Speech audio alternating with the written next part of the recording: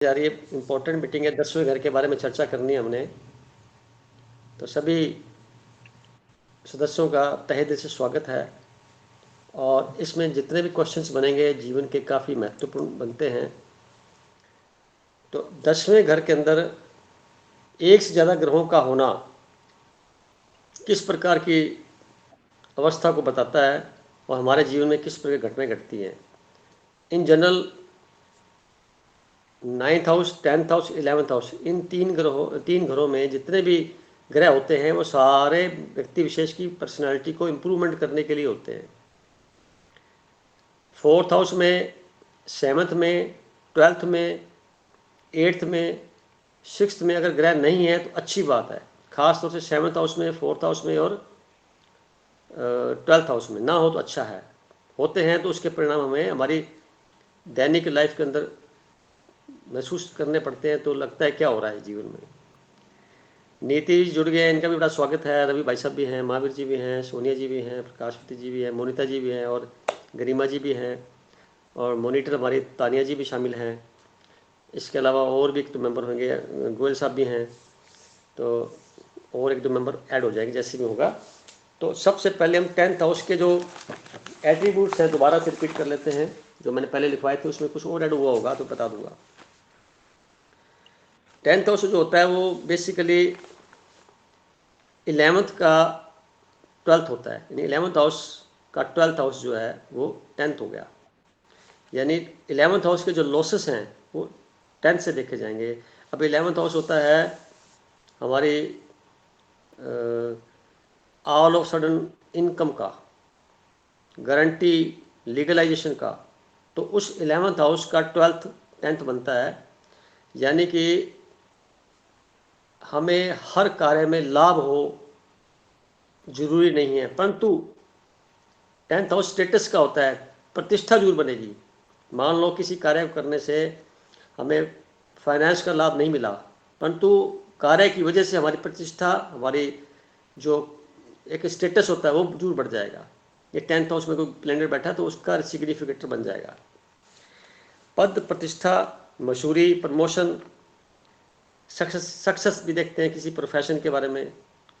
और ये एक प्रकार का, अगर जॉब कर रहा है कोई बंदा तो वहाँ उसका स्टेटस, और अगर इंडिपेंडेंट काम कर रहा है तो वहाँ उसकी मार्केट में क्या वैल्यू है वो बताता है। 10th हाउस में ग्रह का होने का मतलब है या तो ऑफिसर होगा या ऑफिसर के इक्वलेंट उस रैंक में होगा। हायर एजुकेशन से जुड़ा हुआ पर्सनैलिटी जिसकी होती है वो 10th हाउस का। 10th हाउस पे एक प्रकार का होता है गवर्नमेंट। तो गवर्नमेंट या गवर्नमेंट से जुड़े हुए कार्य उसमें इन्वॉल्वमेंट होना, वो भी किसी हायर रैंकिंग के अंदर होना, ये 10th हाउस का मान बनता है। अगर प्राइवेट फील्ड में है तो नेता भी इसी में बनते हैं। समाज के कुछ प्रबुद्ध लोग होते हैं वो भी इसी 10th हाउस से ही पता लगता है भी इनकी कुंडलियों में इस प्रकार के योग हैं तो जरूर बनेंगे। अधिकार जितने भी होते हैं, राइट्स, साइनिंग पावर या डायरेक्शन देना, सुपरविजन करना, यानी काफ़ी लोगों को गाइड करना, उनके साथ एसोसिएट होना, टीम में लीडर बन के रहना, वो 10th हाउस का रिस्पॉन्सिबिलिटी की बात बनती है। अगर 10th हाउस इतना पावरफुल नहीं है तो बाकी ग्रहों का होने से भी उसका परिणाम जो है इस तरह से अच्छे नहीं मिलेंगे। गवर्नमेंट से जितने भी कार्य हैं, जिसके पास सील होती है, साइनिंग पावर होती है, वो व्यक्ति 10th हाउस के पावरफुल होने से ही बनेगा। इसके अलावा देखिए, आप राजा होते हैं, मंत्री होते हैं, संतरी हैं, बड़े बड़े आईएएस अधिकारी हैं या प्रधानमंत्री हैं, उनके जो भवन हैं, राष्ट्रपति हैं, एमएलए हैं, एमपी हैं, 10th हाउस का बड़ा रोल है उसके अंदर इम्प्रूवमेंट होना। इसके अलावा जो है माता के बारे में जानना होगा, उसका कारोबार क्या होगा माता का। यानी माता इंडिपेंडेंट कार्य करने वाली भी होती है ना, कुछ तो होती हैं, सारी नहीं होती, पर उसको भी 10th हाउस से देखा जाएगा। अगर 10th हाउस स्ट्रॉन्ग है तो उस व्यक्ति की माता कहीं ना कहीं जॉब में या खुद का कारोबार करने में एक अच्छे स्टेटस के साथ होगी। इसके अलावा पिता का जो धन होता है, पिता का परिवार होता है, जो कुटुंब, वो भी 10th हाउस होता है। तो 9th पिता है ना, तो 2nd हाउस उसका परिवार, तो 10th हाउस से पता लगता है उसके बहन भाई पिताजी कैसे थे, क्या था, वो सारा वहाँ से पता लगता है। आपने तो वाहन खरीदना है तो वो तो आपकी बात होगी 4th हाउस। पर पत्नी ने वाहन खरीदना है, पत्नी के नाम से मकान खरीदना है, तो उसका पत्नी के नाम से वर्ल्डली कंफर्ट्स की जितनी भी चीज़ें खरीदी जाती हैं वो खुद के 10th हाउस के प्रबल होने की वजह से खरीदी जाती हैं। वहाँ से पता लगता है उसका। बड़े बहन भाइयों की विदेश जाने की यात्रा, क्योंकि 11th हाउस बड़े बहन भाइयों का है और 3rd हाउस छोटे बहन भाइयों का है, तो 10th जो है 11 से उनकी विदेश यात्रा या घर से दूर जाने की व्यवस्था, या बड़े बहन भाइयों का लॉस होना किसी प्रकार से, सामाजिक बहिष्कार होना, कहीं जेल की यात्रा करना, हॉस्पिटलाइजेशन होना, वो भी 10th हाउस से देखा जाता है। डाइवोर्स होना, अब देखो शादी होना तो ठीक है 7th और 11th का कॉम्बिनेशन का 2, 7, 11 का, और जब डाइवोर्स होता है तो 1, 6 और 10, 10 में घर का बड़ा रोल होता है। 10वां घर जब तक इन्वॉल्व नहीं होगा डाइवोर्स नहीं होगा।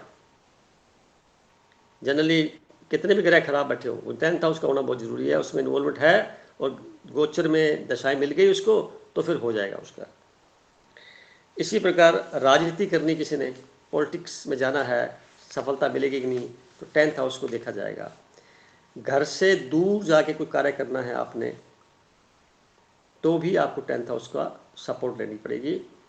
एडमिनिस्ट्रेटर जितने भी होते हैं, प्रोफेसर होते हैं, कैरियर ओरिएंटेड होते हैं, रेपुटेटेड लोग जो होते हैं, सारे 10th हाउस के मजबूत होने की वजह से होते हैं।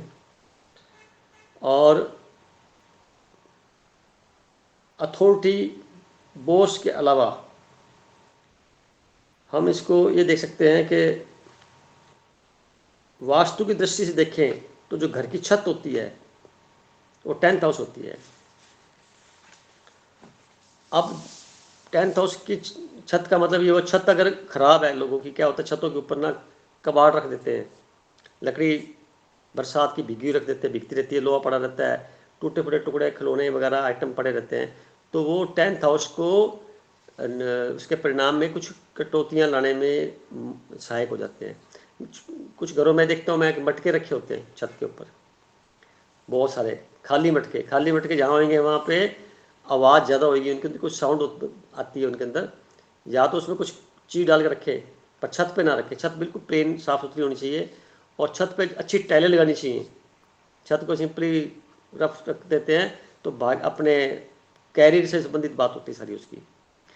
और जिस प्रकार छत को साफ रखना जरूरी है, इसी प्रकार मकान के अंदर और वास्तु के जो बिंदु बनते हैं तो छत का बड़ा रोल होता है। तो छत जितनी साफ सुथरी होगी उतना ज़्यादा आदमी अपने कैरियर में, अपने जॉब में या अपने जीवन के अंदर अच्छी तरह से प्रतिस्पर्धा में भी सफलता प्राप्त करता चला जाता है। अब इसमें 2 ग्रह, तो कोई 10th हाउस का जो मेन सिग्निफिकेटर है वो है शनि ग्रह, क्योंकि नैसर्गिक जो हॉरोस्कोप है उसमें 10th राशि आती है, तो शनि ग्रह उसका मालिक है। यहाँ बैठ करके वो इशारा करता है भी दृढ़ता से जीवन जिए, आप डिसिप्लिन में रह के जीवन जिए, आप दृढ़ता, डिसिप्लिन, ऑनेस्टी से चलिए, तो आपके पास एक जजमेंट लेने की पावर ऑटोमेटिकली बन जाएगी। यहाँ दूसरे ग्रह जैसे सूर्य ग्रह भी बड़ा अच्छा रोल अदा करता है, या बुध ग्रह भी है, ठीक रहता है, शुक्र भी ठीक रहता है, राहु यहाँ पे पॉलिटिक्स में ले जाता है, व्यक्ति की पढ़ाई कम कराता है, पॉलिटिक्स में ले जाता है इसको। और शनि ग्रह जब यहाँ बैठता है तो वो उसको बहुत अमीर बनाने के लिए, धनवान बनाने के लिए उसको रास्ते बनाता है, उसको बना देता है वो। इसी प्रकार शुक्र ग्रह है तो वर्ल्डली कंफर्ट्स बहुत सारे दे देता है। बुध ग्रह है तो लर्निंग हाई कर देता है, अच्छी पढ़ाई कर लेता है।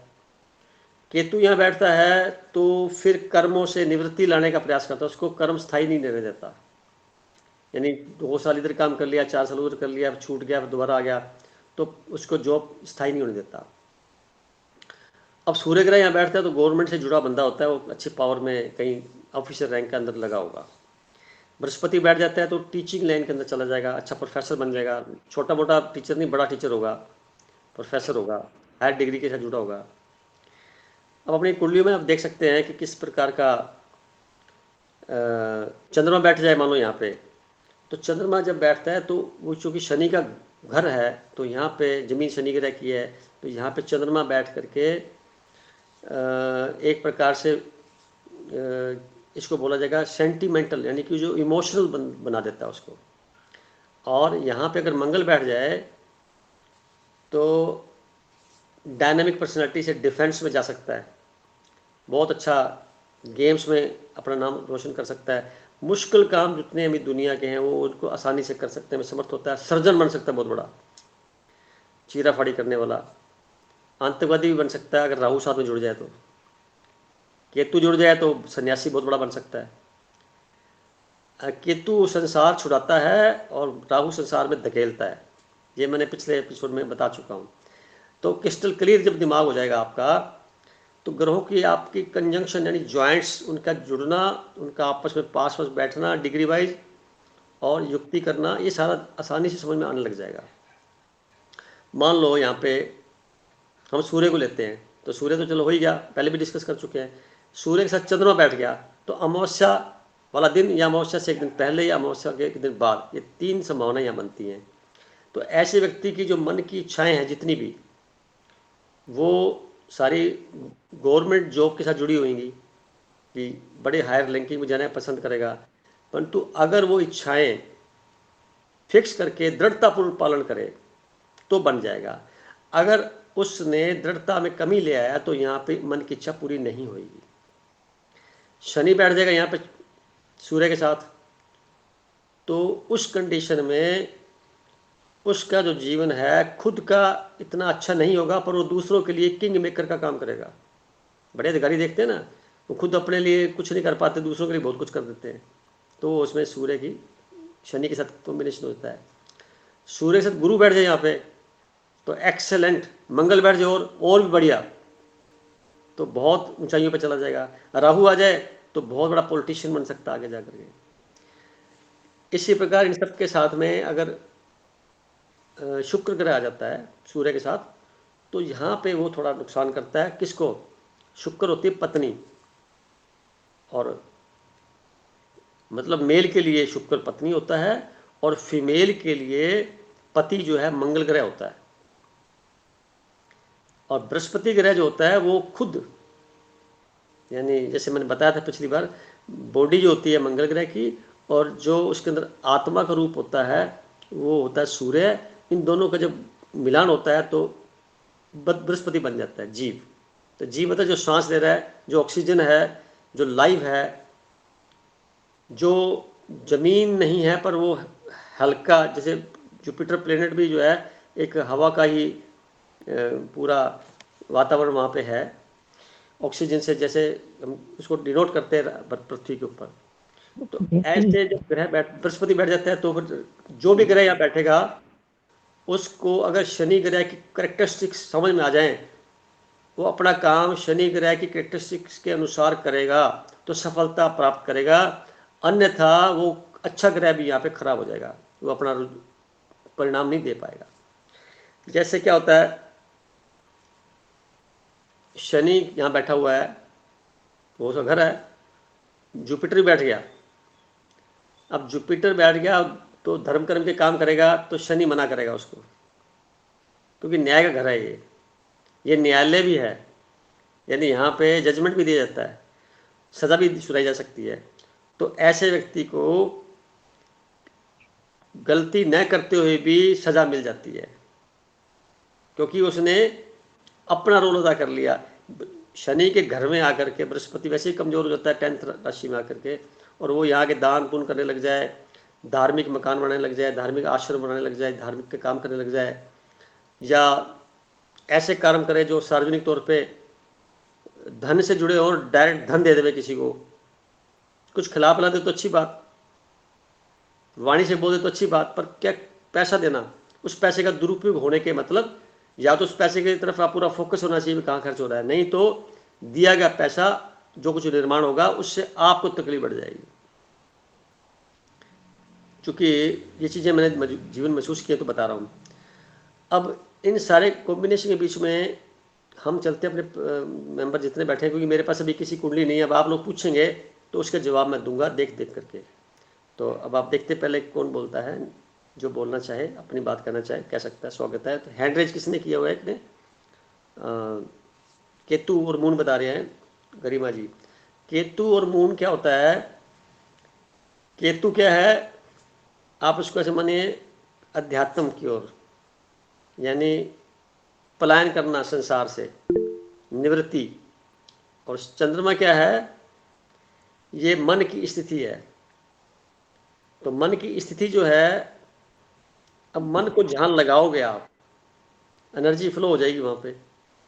तो एनर्जी फ्लो हो जाएगी, तो अगर वो एनर्जी अध्यात्म में जा रही है तो केतु उसको सपोर्ट करते हुए बहुत ऊंचाइयों पे ले जाएगा। अगर वो एनर्जी राहु के संदर्भ में जाकर कुछ कार्य कर रही है तो वहां पे अड़चने बहुत ज़्यादा आएंगी। पढ़ाई करने में भी दिक्कत आएगी, आपका रूट बदल सकता है, आपका डेस्टिनी बदल सकती है, क्योंकि चंद्रमा, मंगल, राहु केतु 4 ग्रह ऐसे जो डेस्टिनी को बदल देते हैं, यानी चलता दराज में से घूम जाएगा जैसे उनकी दशाएं चलेंगी। तो ऐसी स्थिति में क्या करना चाहिए? मन में जितने भी विचार आ रहे हो लोगों में शेयर ना करो, खास तौर से वो जो हमारे पर्सनल इंटरेस्ट के हो। विचार बाहर निकले, मून एक्टिवेट हुआ, केतु ब्रेक लगा देगा, काम खत्म, वहीं नहीं होने देगा, बाधाएं पैदा हो जाएंगी। तो जैसे आपका जवाब मिल गया होगा आपको, कहीं भी बैठा केतु चंद्रमा के साथ में, तो मन विचार जो है अपने तक सीमित रखो, जो आपके इंटरेस्ट के हैं। जो दूसरों के इंटरेस्ट के हैं वो मैटर दूसरा हो गया, आपके इंटरेस्ट के विचार हैं जिसमें आपको लगता है। एग्जाम्पल के तौर पे, अब किसी व्यक्ति की मैरिज की बात चलती है तो लड़की देखने जाता है या लड़का देखने जाती है कोई लड़की, तो जगह जगह ढिढोरा पीट देते हैं, हम जाएंगे जाएंगे, वो आएंगे आएंगे, लड़की ऐसे है वैसे है वैसा करते हैं ना, चर्चा करनी शुरू कर देते हैं आसपास लोगों में, ज़्यादा करने। माता पिता है, शुभ चिंतक है, उनके बीच में बात करो तो अच्छी बात।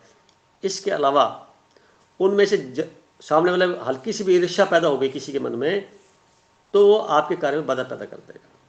तो क्या करना चाहिए? काम करने के बाद आपको बताना होता है।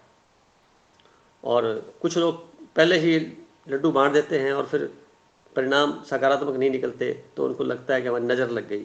तो नज़र का लगने का मतलब ये हुआ कि आपके पास पेशेंस की बहुत कमी है। और वो केतु यही कहता है कि राहु तो बोलता है, राहु बहुत बोलता है, तो संसार है ना, आकर्षण का कारण है, सारा बोलेगा। केतु साइलेंट होता है, तो इनवर्ड होता है, वो आउटवर्ड होता है। तो इनवर्ड रह करके परमात्मा के संदर्भ में अपनी बात को रखिए, मन ही मन रखिए, सारे कार्य पूरे एज इट इज हो जाएंगे जो आप चाहते हैं, सारे हो जाएंगे। और उससे बढ़िया होंगे जब परमात्मा को आप शामिल कर लेंगे। आदमी याद किसको करता है? जिससे प्रभावित होता है। बिना प्रभावित हुए तो याद कर ही नहीं सकता। रिपीटेशन कब होगा? जब जिससे कोई अनुभव हुआ तो हमारे को अच्छा लगा, तो हम दोबारा उससे वापस अपने आपको इंटरेक्शन में लेते हैं। अगर परमात्मा से हम प्रभावित हो जाएं तो क्या कहना, फिर संसार में हमें कुछ विशेष ध्यान नहीं जाएगा। हर कार्य में उसकी याद आएगी, हर कार्य में उसको हम साथ लेके चलेंगे, और हर कार्य में ऐसे मानेंगे जो मुझसे करवा रहा है, मैं करता नहीं, मैं कर नहीं रखा, मुझसे करवाया जा रहा है। I am bound to do it because someone is aspecting me और under the guidance of him. ऐसी स्थिति में जब हम रहेंगे तो सारे कार्य इस शरीर से होंगे, करने वाला कोई और होगा, और हमारा जो मन है वो गौण हो चुका होगा, लीन विलीन हो चुका होगा। तो डायरेक्ट शक्ति वहाँ से आकर के हमारे द्वारा करवा ली जाएंगी, जिसका परिणाम गजब का होगा। यानी उसमें त्रुटि नाम की कोई चीज़ नहीं है। जैसे हम संसार में देखते हैं परमात्मा की बनाई हुई नैसर्गिकता को, तो कहीं पर भी हमें त्रुटि दिखाई नहीं देती कि गलती है या इसमें कमी छोड़ दी गई है। उसने हर चीज़ परफेक्ट तरीके से डिजाइन की हुई है। तो ऐसी उस अदृश्य शक्ति के प्रति नमन पल पल करते हुए हमें अपना कार्य उसी रीति से करना होता है। और अगर डिले भी हो रहा है ना, तो डिले को ऐसे समझिए ये मेरे लिए कोई अच्छा हो रहा है। मैंने बहुत अध्ययन किया, मैरिज के बारे में देखता हूँ। अर्ली मैरिज हो जाती है, किसी की लेट मैरिज होती है। तो अर्ली मैरिज इनकी हो जाती है, रिपीटेशन के चांस बढ़ जाते हैं। क्यों बढ़ जाते हैं? प्लेनेटरी पोजीशन सपोर्ट नहीं कर रही होती, और कुछ पिछले जन्मों का हमारा हिसाब का पेंडिंग पड़ा होता है किसी आत्मा विशेष से, तो हमें उसके हिसाब वैसे चलना पड़ जाता है, बाद में पछतावा रह जाता है। शादी से खुश रहना, शादी के पूरे चक्कर में आकर के खुश रहना कोई 1-2% लोगों के नसीब में होता है, 70-80% के लोगों के नसीब में नहीं होता। एवरेज मैरिज होती सारी, ढोते हैं एक दूसरे को, कोसते रहते हैं एक दूसरे को जिंदगी भर। और तभी जो कहते हैं 7 जन्म का साथ है, तो 7 जन्म का साथ है, तो इसको हम 2 तरीके से हम निभा सकते हैं। कोसते रहो एक दूसरे को, तंग कर लो जितना करना, फिर दोबारा फिर जन्म लेना पड़ जाएगा, फिर इकट्ठे मिलोगे आपस में। और दूसरा तरीका यह है कि उसको माफ़ कर दो और अपने आप को विड्रा कर लो, इंट्रोस्पेक्शन करते रहो, सहन करने की शक्ति बढ़ा लो, तो केतु सहन करने की शक्ति है, बढ़ा लो। और उसका तरीका है कि सारे संसार को ऐसे देखो जैसे हम यहाँ पे टूरिस्ट बन के आए हुए हैं। जैसे नैनीताल घूमने को गया, कोई ऊटी गया, आजकल तो हिमाचल में जगह जगह जा रहे हैं लोग बाग, चंडीगढ़ भी जा रहे हैं, तो घूमने गए तो वहाँ पे 5 दिन रहेगा, 10 दिन रहेगा, महीना रहेगा, विदेश में चलेगा, 2 साल रहेगा, 3 साल रहेगा, वापस बैक टू पवेलियन करेगा। ऐसे समझो कि हम जहाँ से आए हैं हमें वापस जाना है, यहाँ पे हम जितने दिन भी रहें ऐसे रहें जैसे टूरिस्ट हो। मेरा अपना कुछ है ही नहीं यहाँ पे, सब कुछ उधार का है, सब कुछ पेरिशेबल है। ये शरीर भी जो बना ना रोटी सब्जी का बना हुआ है, जो माता पिता ने खाई थी। और वो सब्जी रोटी कितनी उम्र होती है, 1-2 दिन, 4 दिन, 5-10 दिन, महीना मान लो, इससे खराब हो जाएगी। वैसा ही हमारा शरीर भी लॉ ऑफ एंट्रोपी के तहत क्षय की ओर बढ़ रहा है। इस धरती पर जो भी चीज़ समय में बनती है, जो मैन मेड होती है या जो प्रकृति द्वारा गिफ्ट मिलती है, जो दिखाई देती है, सारी की सारी दिखाई देने वाली चीज़ें, चाहे ग्रह नक्षत्र तारे भी क्यों ना हो, उनकी उम्र है, एक्सपायरी डेट है। उस एक्सपायरी डेट पे स्वतः ही वो क्षय होकर के नष्ट हो जाएंगे। इसमें अफसोस करने की कोई बात नहीं है। हम सब लोग जन्मदिन भले मनाते रहें, पर बेसिकली देखा जाए तो उतने समय कम करते जा रहे हैं हम, और वहाँ पहुँच रहे शमशान घाट की तरफ बढ़े जा रहे हैं, अनजाने में बढ़े जा रहे हैं। अगर ये बात याद रह जाए कि एक दिन तो इस शरीर को छोड़ना है, तो इस शरीर जितना हो सके भरपूर काम लो, इस शरीर को पूरी तरह से काम में डुबो दो, तो गलत विचार दिमाग में आएंगे ही नहीं। शरीर अपना काम करता रहेगा, कुछ नहीं होगा तो कम से कम बीमार नहीं होंगे।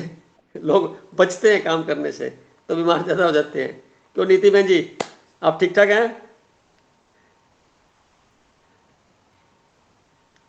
नीति बहन जी से बात कर रहा हूँ, आप ठीक ठाक हैं? बहुत दिनों बाद आए हैं, चलो अच्छी बात। तो अब बात समझ में आ गई होगी आपको गरिमा जी अच्छी तरह से। किसी और का प्रश्न है तो बोलिए। हाँ जी, नमस्ते भाई जी, मेरे 10वें भाव में चंद्रमा बैठा हुआ है। बहुत अच्छी बात है। तो आप टिकते कहाँ हैं? घूमते रहेंगे। हाँ। आपको कर्म में घूमना ही है, और क्या है, घूमना है। अब घूमने के 2 तरीके हैं, यानी आप घर में भी आते होंगे, तो आते प्लानिंग बनाएंगे मुझे जाना कहाँ है। घर में आए, हाँ बैठे, जी, हाँ और जी, हाँ थोड़ी देर जी। सोचेंगे, तो प्लान बने मुझे जाना कहाँ है।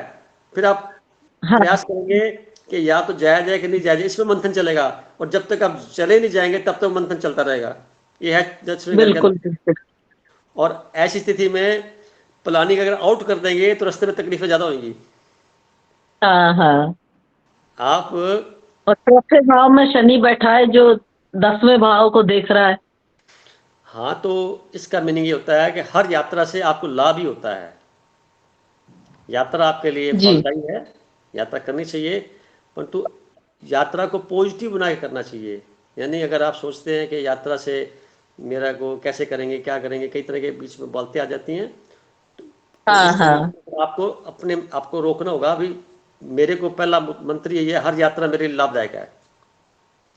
अगर आपने जी। वो यात्रा डिसिप्लिन तरीके से, क्योंकि शनि का घर है, शनि देख भी रहा है, डिसिप्लिन तरीके से की, तो निश्चित तौर पे आपको वो शनि कुछ ना कुछ रहस्य उजागर करते हुए नई चीज़ सिखाएगा, और यात्रा कंफर्टेबल कर देगा। नहीं तो यात्रा तकलीफ दे देगी। वो शनि का नेगेटिव पार्ट तकलीफ देना भी है, वो हो जाता है। और अगर आप सहज स्वीकार करके एंजॉय करते पिकनिक मनाने जा रहे हैं, ऐसे मान के चलो, तो आपका सारा हाँ दिन जी, हाँ जी। अच्छा बीत जाएगा। तो ये आपके अंदर खूबी है, बृहस्पति की वजह से बचे हुए हैं आप, अच्छी बात है। तो अपनी बहन जी हैं सोनिया जी, बोलिए सोनिया जी। सर हमारा बुध और शनि दोनों है, और डिग्री लेकिन कम है उनकी। बुध और शनि जैसे है, बुध की कोई बात नहीं। हाँ जी। अब बुध और शनि का मतलब होता है ऐसा पर्सनैलिटी जिस जो एक एनालिसिस की ताकत रखती है। छोटी छोटी बात को बड़े गहराई से उसका अध्ययन करना शनि बुध का काम है। जितने भी IIT वाले लोग होते हैं उनका शनि बुध अच्छा होता है तभी वो बनते हैं, अदरवाइज बनना मुश्किल होता है।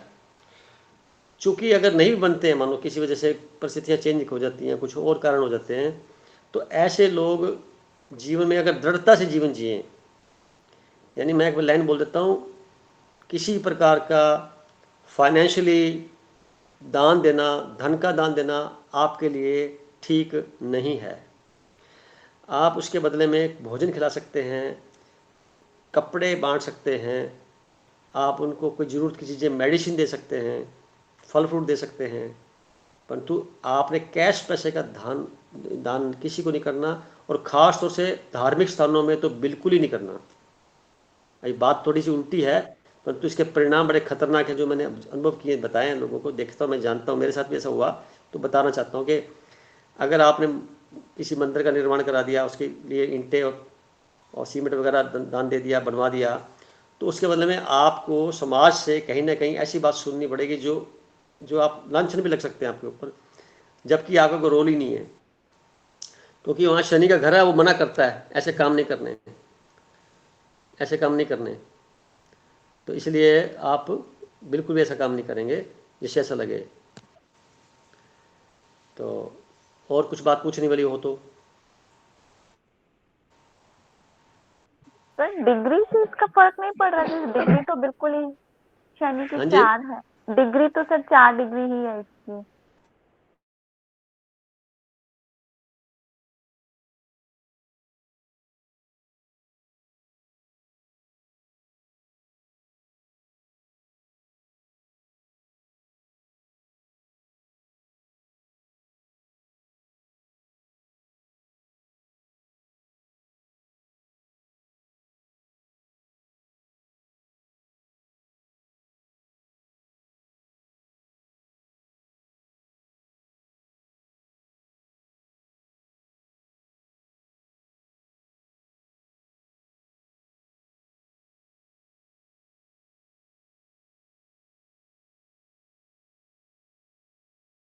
थे पिछले जन्म में पिताजी वही थे, और पिछले जन्म में भी शायद हम लोग ऐसे बैठे होंगे, मैं ऐसा समझता हूँ, जो जो इनका कॉम्बिनेशन बैठा हुआ है ऐसा। तो क्योंकि जीवात्मा संजोग बोलते हैं, यानी ऐसे व्यक्ति जो पिछले जन्म में थे उसी परिवार में जन्म लेते हैं वापस, और ज़रूरत से ज़्यादा अच्छे होते हैं। ये उनकी कमी होती है, कमी के समाज की तरफ से तो कमी होती है, पर वो खुद अंदर से दिल के साफ सुथरे होते हैं, तो चोट ज़्यादा खाते हैं, जगह जगह से चोट मिलती है उनको, और हर जगह से उनको प्रताड़ना मिलती है। पर ये कब तक? शनि का पीरियड होता है 36 साल तक, उसके बाद धीरे धीरे सुधार होता है, और जब 60 साल क्रॉस कर जाते हैं, उम्र लंबी होती है, 60 साल के बाद में वो सारा रिटर्न वापस मिलता है उनको, सारा ब्याज समेत जो उनके साथ जो हुआ था, वो ब्याज समेत उनके स्टेटस में इंप्रूवमेंट देता ही है। तो 2 मेंबर ने और हैंड रेज कर रखा है, एक तो छाया जी ने, एक बोनीता जी ने। तो छाया जी बोलेंगे आप? सर इसमें 10वें में सूर्य, शनि और बुध हो तो तीनों ग्रह। अब देखो, सूर्य और शनि यहाँ पे बैठ करके, बुध बुध और सूर्य, ये तो हैं एक प्रकार के गवर्नमेंटल अथॉरिटी। अगर गवर्नमेंट में नहीं है तो समाज में एक अच्छी अथॉरिटी को शो करते हैं, परिवार में, पूरे खानदान में ऐसे व्यक्ति पर नाम रोशन करता है, बहुत ही आगे तक जाता है। अब रही बात शनि की। शनि का रोल इतना ही है कि जो भी कार्य किया जाए दृढ़तापूर्वक किया जाए और ईमानदारी से किया जाए। अगर मिलावट की तो यही शनि फिर उसके ऊपर कलंकित करके उसको प्रॉफिट कम करते हुए उसको सजा का पात्र भी बना देता है। तो सस्पेंड लोग होते हैं कई बार, देखा होगा आपने। अगर ये मेल की कुंडली है तो जॉब की तरफ जाते हैं तो उसको ध्यान रखना चाहिए कि मुझे ईमानदारी से, सच्चाई से काम करना चाहिए। अगर फीमेल की वो प्रयास करना चाहे गवर्नमेंट जॉब का तो लग सकती है, और अलबत्ता शनि बैठने से यहाँ पे प्रॉपर गवर्नमेंट ना होकर के सेमी गवर्नमेंट में, लिमिटेड कंसर्न में, कारपोरेशन में, ऑटोनोमस बॉडी में जॉब लगने की प्रबल संभावना रहती है। अगर जॉब नहीं करना हो मानो, तो ऐसा कोई ना कोई स्किल जरूर होगा उसके पास, जैसे खाना अच्छा बना लेगी, या कोई स्टिचिंग अच्छी हो जाएगी, या कोई पेंटिंग अच्छी कर लेगी, या क्रिएटिविटी अच्छी हो जाएगी उसकी, जो कि मशहूर हो जाएगी। उसको अपने समाज में, परिवार में, हर जगह पे जहाँ पे उसका आना जाना रहता है, एक सम्मान की दृष्टि से देखा जाएगा। ठीक है सर। और कुछ बात? नहीं सर, मेरा तो वो चंद्र और केतु ही है, गरिमा की तरह है, वो आपने बता दिया। चंद्रमा केतु है तो आप मेरे साथ बात करें ना, ड्यू टू दैट ओनली। अगर आप संसार की बात करेंगे तो ये कनेक्शन कट जाएगा। कनेक्शन जुड़ा इसीलिए है आपका। और सभी का देखिए, चंद्रमा केतु से, राहु से, सूर्य से या शनि से, किसी 4 ग्रहों के बीच में से कहीं ना कहीं कॉम्बिनेशन है, तब अपने इकट्ठे हुए हैं इधर। संसार से जब तक उदास नहीं हो जाएंगे आप, तब तक निरंकार की तरफ यात्रा नहीं करेंगे आप। कोई नहीं करता, पिकनिक मनाते रहते हैं। वो पहले जिसे वो छाटना होता है तो पहले इस तरह के योग बनाता है, ताकि संसार को भोग लीजिए और समझ लीजिए। जिसको आप कहते हैं ये मेरा, ये मेरा, ये मेरा भाई, ये मेरी बहन, ये मेरा बेटा, ये मेरी बेटी, ये मेरे पिता, ये माता, सबको पहचान लीजिए, परख लीजिए। परखने पे निचोड़ के निकलेगा ये पूरा संसार टिका हुआ है किसी एक मुद्दे पे, वो है स्वार्थ। बिना स्वार्थ के किसी से बात भी नहीं हो सकती। बिना स्वार्थ के माता अपने बच्चे को दूध भी नहीं पिलाती। अगर बच्चा जो है रो रहा है तो उसको दूध चाहिए, तो माता दूध पिलाती तो उसके अपने भार को कम करती है। प्रकृति का नियम ऐसा बनाया हुआ है, अगर नहीं पिलाएगी तो बीमार हो जाएगी, वहाँ कैंसर हो जाएगा, समस्या खड़ी हो जाएगी उसको। तो अपने आप को हल्का करने के लिए पिलाती है। तो यहाँ भी स्वार्थ आ गया। और ठप्पा क्या लगाते हैं, मैंने पाल पोस के बड़ा किया। सारे लगाते हैं, सारे जने मैंने किया, मैंने अपने बच्चों को पाला, मेरे कुछ किया नहीं। आपने अपना अपना करके किया, तब ये समस्या खड़ी हुई। अगर आप कहते हैं ये सब मेहमान है, मैं भी मेहमान हूँ, और फिर कर्म करते तो समस्या ना आती। क्योंकि जब हम किसी को मांगते हैं ना तो कुछ नहीं मिलता। आप कभी भी नोट करना, मांगने से कभी नहीं मिला। उसकी इच्छा होगी तभी मिलेगा। अब बिना मांगे आप शांत रहिए, सारे लोग पूछेंगे यार कुछ मांगते ही नहीं है, इसको दे क्या हो। होता है कि नहीं होता है?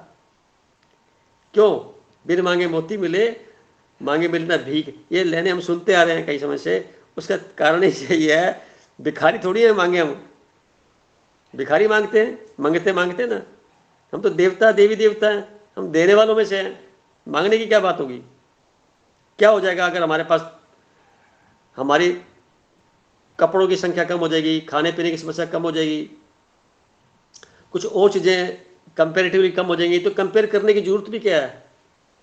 सबके पास उतना जरूर है। मैंने एक दिन हिसाब लगाया, अगर पूरी पृथ्वी पर से लोग सारे काम करना बंद कर दें और सारे टूरिस्ट बनकर घूमते रहें, तो भी 5 साल तक सामान खत्म नहीं होगा पूरे विश्व का। दुकानों में, फैक्ट्रियों में सामान इतना पड़ा हुआ है। हम चूंकि स्टोरी है, स्टोर करके रख लेते हैं और फिर जो है इसको खराब करके फेंक देते हैं। तो आते सुधर जाएंगे अगर कम से कम 1 साल के लिए काम धंधा बंद कर दिया जाए और घूमने फिरने की छूट दे दी जाए, तो पैसा भी खर्च नहीं होगा, पैसा बचे रहेगा सारे। अब इसका मीनिंग ये, गरीब का पैसा नहीं, उसको भी हम शामिल कर लें, अपना पैसा उसको दे देंगे, उसकी मदद कर दें सारी, तो भी जरूरत नहीं। इतना पैसा मौजूद धरती पर है इस वक्त, इतना कुछ हो चुका है। पर हमें क्या है कि जैसे आंखें बाहर देखती हैं, अंदर देखने की किसी ने विधि नहीं समझाई हमें। आंखें जब बाहर देखती हैं, पैदा होते से लेकर के अंत तक बाहर ही देखती रहती हैं। अंदर बैठ के इंट्रोस्पेक्शन करने की विधि किसी ने सिखाई नहीं है। इसलिए कि हम अपनी खुद की तस्वीर ही नहीं बना सकते, दूसरों की तो फट से बना देंगे, याद आ जाएगा, क्योंकि उससे प्रभावित हो गए हम। अपने से प्रभावित है ही नहीं। और पिछले 3 साल से मैं लड़ने बोलते आ रहा हूँ, अपने पास बैठिए, अपने बारे में सोचिए, स्वार्थी बन जाइए, अपने आप को चिंतन करिए, अपने बारे में ही सोचिए मैं हूँ क्या और क्या नहीं हूँ, और अपने पास रोज बैठिए थोड़ी थोड़ी देर के लिए। अब सीख जाएंगे अपने पास बैठना तो फिर बाहर वाला ऐसे आएगा जैसे हवा का झोंका यार चला गया, बस इतना सा फर्क पड़ जाएगा। कोई चेहरे पे फर्क नहीं पड़ेगा, कोई आता है तो, नहीं आता है तो, कोई देता है तो, नहीं देता है तो, क्योंकि अंदर से सेटिस्फेक्शन का लेवल इतना बढ़ जाएगा। अंदर जब भर जाएगा तो बाहर आंखें पूरी नहीं खुलेंगी, आंखें थोड़ी थोड़ी खुलेंगी। क्योंकि एनर्जी बाहर तेजी से भागती है आंखों से, तो सारा कुछ आंखों ने देख देख के इकट्ठा किया अंदर, अपने ठप्पे लगाए हुए, पूरी फोटो कॉपी रखी हुई अपने बहुत सारी। फिर मान्यताएं हैं, कुछ धारणाएं हैं, कुछ हमारे रीति रिवाज हैं। फिर ये भी एक फैक्टर लागू होता है, कौन क्या कहेगा। उसने हमारे को 1000 रुपये दिया था, हम उसको 2000 तो देवें, ये कंपेरिजन शुरू हो जाएगा। यानी अपने 3 बिंदु हैं, अहंकार, लोभ और काम, इनको बढ़ाने में या घटाने में लगे रहते हैं सारा जिंदगी पूरी, इसी में खर्च हो जाती है। मैं कहता हूँ इनको रखिए, होना चाहिए, परंतु इसके पीछे हम हमारा जो वास्तविक जीना है उसको कम ना करें। यह है टेम्पररी, रहने दो, ठीक है। कहाँ इस्तेमाल करना है वहाँ इस्तेमाल करो, हर जगह थोड़ी इस्तेमाल होगा। अपने बारे में तो सोचो, हम कौन हैं, हम क्या हैं, क्यों धरती पर आए, कितने साल और जीना है यहाँ पे, कितना अनाज खाना है। अपना राशन कार्ड तो चेक करो। राशन कार्ड आदर्श रूप से सबको चेक करना चाहिए सुबह उठते ही, कि आज मुझे क्या क्या खाना है और क्या नहीं खाना है। जो है ही नहीं मेरे राशन कार्ड में आज के पन्ने पे, तो दूसरों का हिस्सा मैं क्या को खाऊं। हाँ वो दे भी गया, चलो कोई बात नहीं, रख दो। आप देखो क्या खाना आपने, चॉइस तो आपके पास है ना। जाते हैं किसी जगह पे, कोई ड्राई फ्रूट खिलाता है, कोई मिठाई खिलाता है, कोई चाय पिलाता है, या चाय आप पीते हैं, तो चॉइस है ना आपकी, क्या खाना है और क्या नहीं खाना। तो फोर्सफुली थोड़ी है, परिणाम तो भुगतने आपको पड़ेंगे ना। ये सब चीज़ें कब आएंगी, जो शनि ग्रह का रोल ज़्यादा जीवन में होगा। दृढ़ता का कारण सिर्फ शनि ग्रह है, ओनली वन। और 10th हाउस में शनि का होना, मैं कहता हूँ कि जीवन को बहुत ऊंचाइयों पर ले जा सकता है। एक हठ योगी से लेकर के उसके पूरी संकल्प शक्ति को प्रभावित करता है।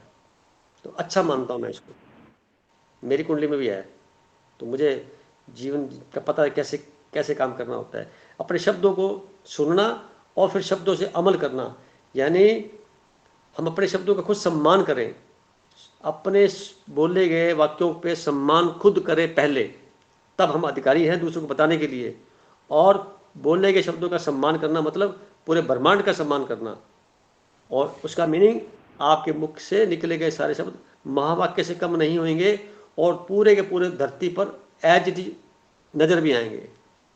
तो 10th हाउस का शनि कराता है। मान लो किसी का नहीं है 10th हाउस में, तो आप ऐसे व्यवहार में रख के, डिसिप्लिन में और अध्यात्म में आकर के उस शनि को 10th में बिठा देंगे आप, कुंडली सुधर जाएगी।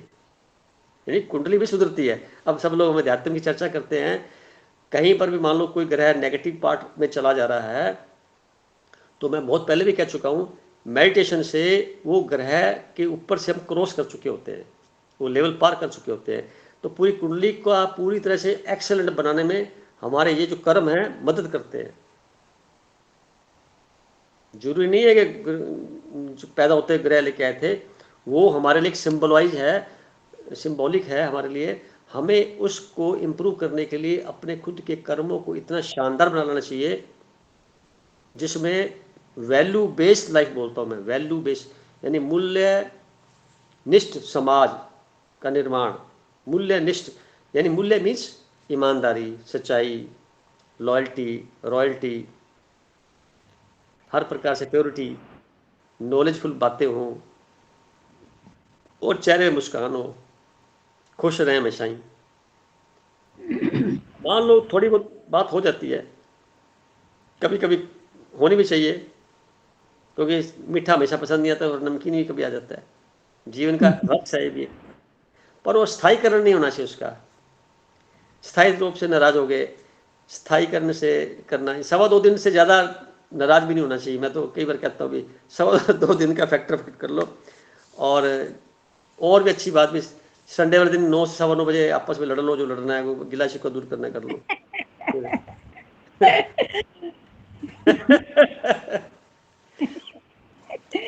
संडे के समय 9 से 2.25 दिन, 9:15 बजे 15 मिनट का टाइम फिक्स कर लो, सारे मोहल्ले को इकट्ठा कर लो, जिससे भी नाराजगी है घर में, पति पत्नी आपस में इकट्ठे हो जाएं। मान लो पत्नी को लड़ने की आदत है तो बेलन उठा ले, और क्या, बेलन भी मार दे अगले को। वो कुछ कर रहा है, जो भी करना है कर लो 15 मिनट में, फिर इलाज कराओ, अपना ट्रीटमेंट करा के ठीक ठाक। फिर बाकी के दिन जो है ना वो तो सही बीत लो। हर वक्त ये के लिए चलती रहती है, गलत है वो तो। मैं तो ऐसे करता हूँ इसलिए बताता हूँ आपको। तो मैं तो ऐसे ही बोलता हूँ ये संडे अभी बीत रहा है, कुछ बात करनी तो कर लो, नहीं तो 15 मिनट खत्म होने टाइम, फिर अगली बार बात करेंगे। छोटा सा बीच में इंस्टांस बताता हूँ। जब मेरी नई शादी हुई तो वहाँ पे माँ बात का सीरियल चलता था, तो 9 से 10 बजे आता था वो। तो मेरे को टेक्निक पकड़ में आई हुई, ये जिसने ये कह दिया, वो कह दिया, फलाना हो गया, उसका फ़ोन आ गया, ये चीज़ आती थी। तो मैं सोचता समझदार क्या ढूंढूँ, तो रोज़ की कहानी होगी यार। शादी कर ली, पंगा ले लिया। तो फिर मैंने कहा चलो अपने में बात करेंगे, संडे को बात करेंगे, 9:15 9 से 9 बात करेंगे, 9 बजे बात करेंगे, मैं 9 बजे करूँगी। और जैसे 9 बजते वो अपना टीवी लगा के माँ बाप देखने लग जाते, भूल जाते। और भूलने के बाद जैसे 10 बजते फिर शुरू, मैं कह 9 अगले संडे बात करेंगे, ये संडे खत्म हो गया, टाइम ओवर हो गया। तो आज तक हम झगड़ा ही नहीं किया, मुझे लगता हो झगड़ा किया हो। और मैं इधर बताता हूँ, अब लोगों को मैं बताना चाहता हूँ कि कैसे हम जीवन गृहस्थी को कितना सुंदर बना के रख सकते हैं। हमारे पास चॉइस है लड़ने की बजाय।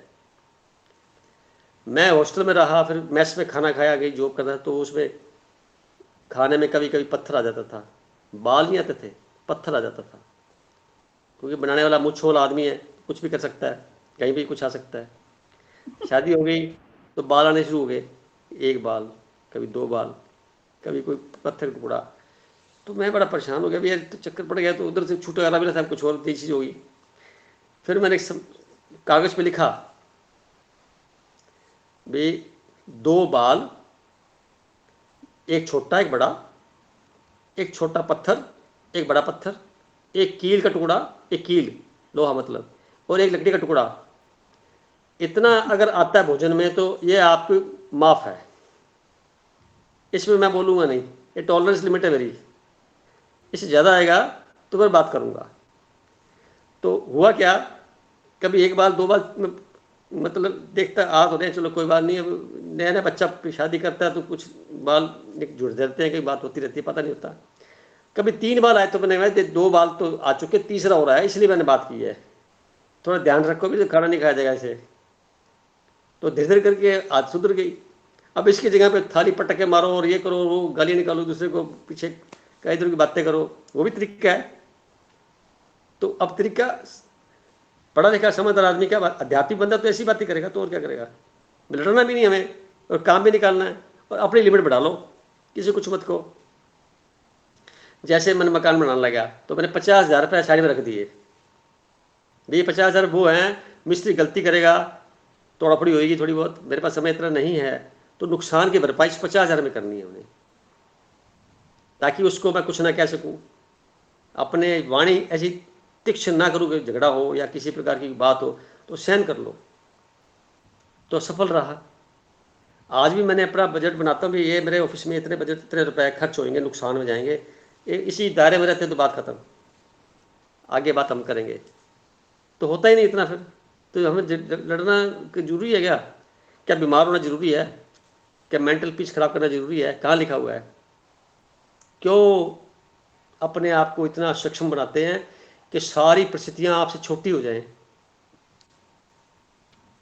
क्योंकि परमात्मा बड़ा है। एक गाना भी है ना, ये मुश्किलें मत बताओ, इन मुश्किलों से कह दो कि मेरा बाप बहुत बड़ा है।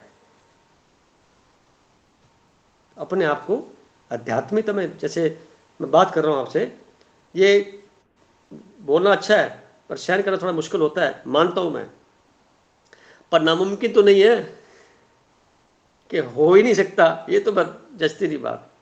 क्या हो जाएगा उसमें, फर्क क्या पड़ेगा? थोड़ा सा ऐसे अलग हटके देखो, परिस्थिति से अपने आप को थोड़ा अलग करो। आजकल के ठंड का बड़ा वातावरण बना हुआ है, तो ठंड जिसको देखो ठंड ज़्यादा है, ठंड ज़्यादा है, ठंडी हवा चल रही है, वो इसी गीत गाएगा। आप ऐसा बोल रहे हैं शब्दों से, चूंकि आप क्रिएटर और जनरेटर दोनों हैं, ब्रह्मांड में शब्द जा रहे हैं, ठंड और बढ़ जाएगी, क्योंकि लॉ ऑफ अट्रैक्शन है।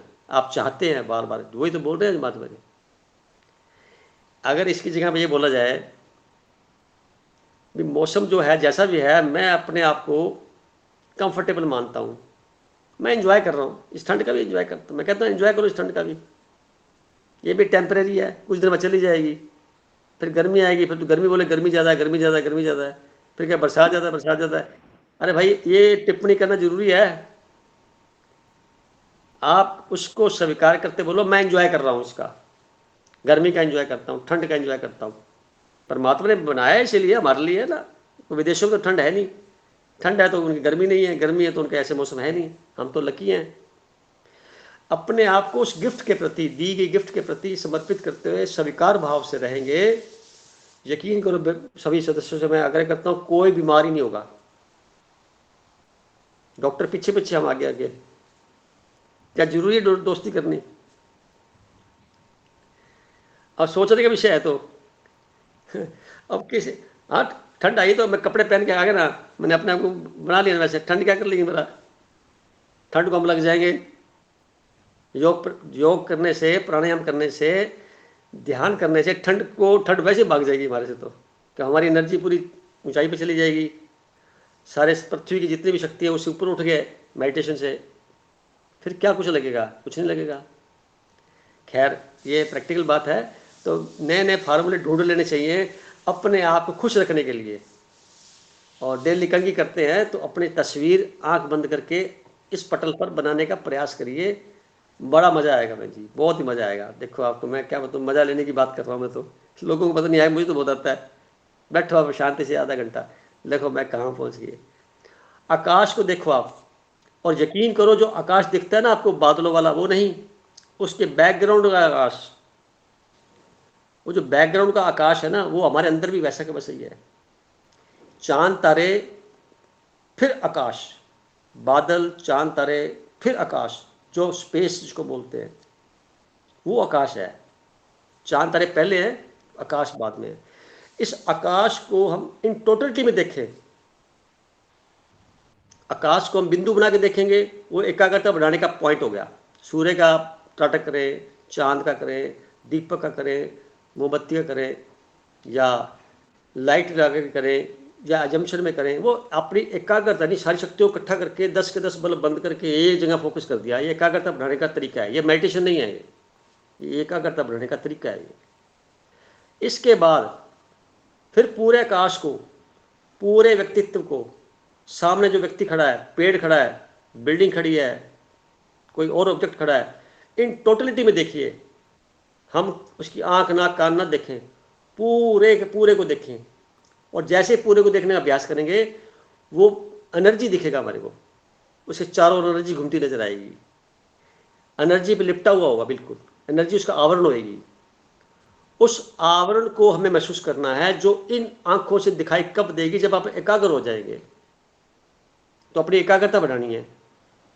एकाग्रता बढ़ जाएगी, ध्यान लग गया आपका, और क्या चाहिए? तो उसके बाद का चरण है ध्यान लगना, जिसमें हम मन वगैरह सब भूल गए। आप लंबा गहरा श्वास लेंगे तो विचार खत्म, कोई विचार ही नहीं आएगा। विचार संसार से जुड़ा हुआ है, जिसका कोई वजूद नहीं है। श्वास रोक के देख लीजिए, कुंभक लगा के देख लीजिए, एक विचार भी नहीं आएगा। आप जितना मर्जी प्रयास कर लो। तो श्वास से विचार जुड़ा हुआ है। श्वास संसार के वातावरण से, ब्रह्मांड से श्वास आ रहे हैं और पृथ्वी के वायुमंडल से टकरा करके हमारे जो प्राण स्थल है, वहाँ पे नाभि का जो क्षेत्र है, वहाँ पहुँचते हैं। फिर हमारे शरीर में अपना काम करते हैं, वापस चले जाते हैं। आ रहे हैं, जा रहे हैं। हम नाम देते हैं ऑक्सीजन का।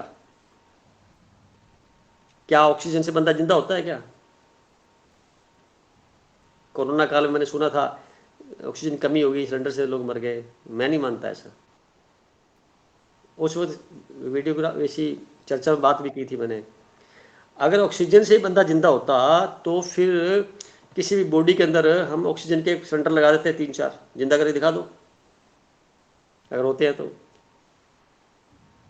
ऑक्सीजन एक बहाना है, वो एक कैरियर है, एक ट्रांसपोर्टेशन, एक लॉजिस्टिक का प्रक्रिया है, जिसके ऊपर प्राण शक्ति चल के आती है। जैसे परमात्मा को आंखों से नहीं देख सकते, महसूस कर सकते हैं, वैसे प्राणों को भी, श्वासों को भी हम देख नहीं सकते, जो उसकी आवाज़ नहीं सुन सकते। कारण जिसकी आवाज़ सुन रहे हैं, देख रहे हैं, महसूस कर रहे हैं, वो ऑक्सीजन है, ब्रह्मांड के ऑक्सीजन, जिसमें नाइट्रोजन वगैरह और भी कई गैसें हैं। वो एक ट्रक का काम करती हैं। उस ट्रक पर चढ़ करके प्राण शक्ति आती है ब्रह्मांड से। एक बिल्कुल सिल्वर सी हल्की सी लाइन के साथ में, अगर बहुत ध्यान की गहरी अवस्था में जाकर महसूस होगा कि मैं उस सत्ता से जुड़ा हुआ हूँ, जो इन आंखों से दिखाई नहीं देती, वहां से आ रही है पूरा सोर्स, जो महासोर्स वहां से आ रही है, जिसको हम परमात्मा बोलते हैं, अज्ञात सत्ता बोलते हैं, जिसको महसूस करते हैं, वहाँ सुपर पावर से आ रही है और मेरे यहाँ से जा रही है। जो आवाज़ आ रही है महसूस कर रहा हूँ, ऑक्सीजन महसूस कर रहा हूँ, बोल तो शक्ति से रहा हूँ मैं। अब ये मैंने रहस्य आपको आउट किया है, मैंने ऐसा कहीं नहीं पढ़ा ना सुना, जो मुझे महसूस हुआ मैंने बताया। हो सकता है मैं गलत हूँ, आप और इससे अच्छा कुछ बता सकते होंगे जब आप ध्यान से वादा में करेंगे, पता लगेगा। तो जिसका भी नामकरण मनुष्यों ने दिया हुआ है, शब्द कोश बना हुआ है पूरे संसार में, उससे हट करके हम बात करें। मान लो कुछ समय के लिए सारे शब्द गायब हो जाएं, सारे वाक्य गायब हो जाएं, सारे ग्रंथ गायब हो जाएं, कुछ बचा ही नहीं, भाषा ही नहीं बची, तो वो कौन सी बची चीज? वो परमात्मा की भाषा बचेगी, मौन। तो भाषा मतलब एक दूसरे को कम्युनिकेशन की, बताने की।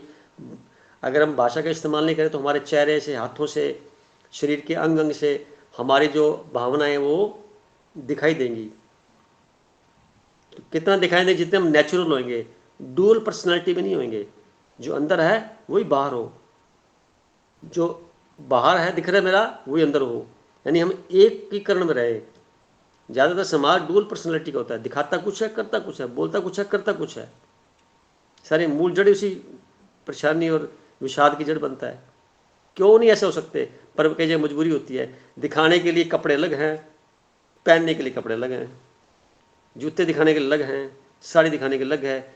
और मैं कहता हूँ रोज यही पहनना करो, एक जैसे रहो। आप लाए किस लिए थे? लोगों को दिखाने के लिए। उससे क्या हो जाएगा? हमें कोई स्टार मिल जाएगा? नेचुरल देखिए, बिल्कुल नेचुरली जैसे आप रहते हैं, जिसमें अच्छा लगता है, मैं खुश हूँ बस। तो छाया जी ने लंबी बात करा दी। और किसी का था? मोनिता जी क्वेश्चन था, बोली मोनिता जी।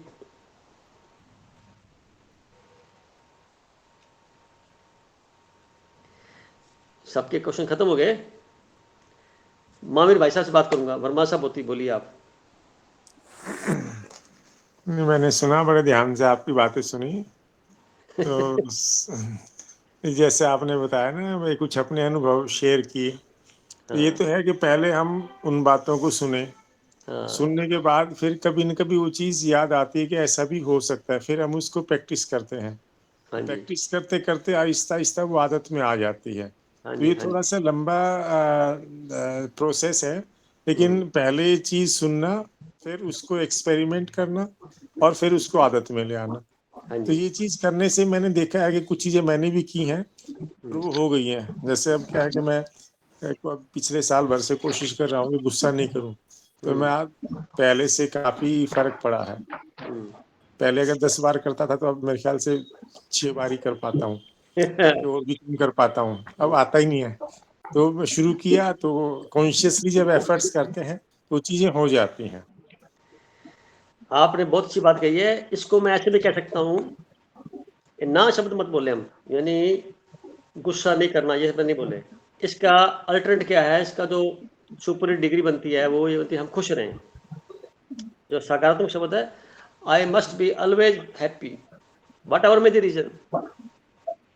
अब क्या है, जो थोड़ा बहुत रह रहा है ना आपका, वो आपने लाइन बोली मुझे गुस्सा नहीं करना, ये नहीं शब्द लागू ना, क्योंकि सब कॉन्शियस माइंड हमारा नहीं शब्द नहीं सुनता, और पूरा ब्रह्मांड नकारात्मक है ही नहीं। तो बोलते वक्त जैसे हम कहते हैं ना, इस दीवार में मत चढ़ो, गलत। हम ये कहते ध्यान से चढ़ो, या भविष्यवाणी करते गिर जाओगे, गलत। ध्यान से चढ़िए, एंजॉय करते चढ़िए, शब्दों का चयन। ये बात मुझे कभी समझ में आई, ये कोई ज़्यादा नहीं, जब मैं पीएचडी कर रहा था तब कबीर जी का एक दोहा है ना, बुरा जो देखन मैं चला, मिला ना मुझे कोई, जो दिल खोजा अपना, मुझसे बुरा ना कोई। ये शब्द ने मेरे को सोचने मजबूर कर दिया भी, इसको हम ऐसे भी तो बोल सकते हैं कि all are good and few are very good. सभी लोग बहुत शानदार बढ़िया हैं, उनमें से कुछ ज्यादा अच्छे हैं। तब से मैं लड़ने आने से बोलने लग गया। माउंट आबू में पढ़ाने जाता था, मोनिता बहन जी वही थे क्लास में मेरी, एमएससी की ब्रह्मा कुमारी जो वहाँ पे एक संस्था है ना, पता होगा सबको, वहाँ पे फैकल्टी था मैं। आजकल तो कोरोना के बाद जाना नहीं हुआ, पहले तो हर साल मुझे एक बार चांस मिलता था, एक सब्जेक्ट जैसे काउंसलिंग का सब्जेक्ट होता था मेरा, पढ़ाने के लिए जाना होता था। तो वहाँ मैंने इस शब्द को बोला सबके सामने। मैंने पूछा दुनिया में 2 तरह के लोग होते हैं। पहले तरह के लोग आप अच्छे मानते हैं, कहते हाँ। दूसरे कौन से होते हैं? तो ज़्यादातर जवाब क्या है कि बुरे। तो मैं कहना इसको ऐसे नहीं बोलते, सभी अच्छे हैं, उनमें से कुछ ज़्यादा अच्छे हैं। 2 तरह के लोग हैं। आप देखो एक भी शब्द इसमें नेगेटिव नहीं है। तो मुख से जितने शब्द दिन भर में बोले, हम कोशिश ये करनी चाहिए कि नेगेटिव का रोल कम से कम हो। जितना सकारात्मक शब्दों का इस्तेमाल करेंगे ब्रह्मांड में वो स्वीकार जल्दी हो जाएंगे, सबकॉन्शियस माइंड में जल्दी चले जाएंगे और वैसी वैसी घटनाएं घटने लग जाएंगी। ये मेरा एक्सपीरियंस है ये। और भाई साहब आपने तो, मैंने वैसे देखा नहीं जीवन में जितनी बार मैं आपसे मिला हूं, कभी आपको गुस्से करते मैंने देखा नहीं है, हंसते मुस्कुराते रहते हैं। पर आपने ईमानदारी से अपनी बात को स्वीकार करके इम्प्रूव करने का जो प्रयास किया है वो काबिल तारीफ है।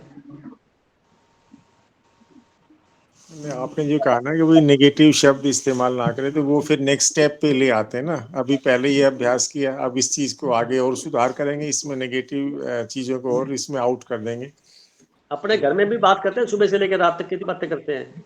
तो नेगेटिव शब्द को अवॉइड करिए। जैसे मैं जैसे एग्जांपल दिया, और भी कई चीज़ें होती है ना, जैसे खाना बनाते वक्त की बात हो जाए या कुछ हो जाए, तो जैसे मैं कई बार कहता हूँ किसी ने कहा ऐसा नहीं ऐसा हो जाएगा, फर्श खराब हो जाएगा अपना, तो मैं बीच में मजाक में कहता हूँ मैं आप ज्योतिषी हैं क्या, खराब हो जाएगा?